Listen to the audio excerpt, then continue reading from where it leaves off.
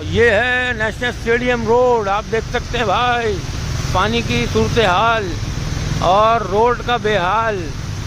ये देखें देखें ज़रा, बस देखें और देखते रहें। ये है नेशनल स्टेडियम।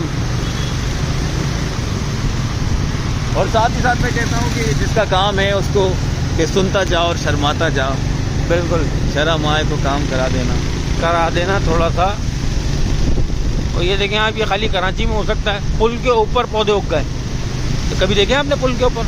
पुल के अंदर से पौधा निकल रहा है। ये देखें आप, वाह वाह। ये काविश है सिंध हुकूमत की।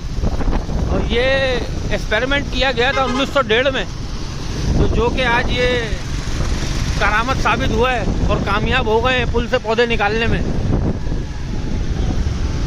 मैं खैरात तहसीन पेश करना चाहूँगा अपनी गवर्नमेंट को।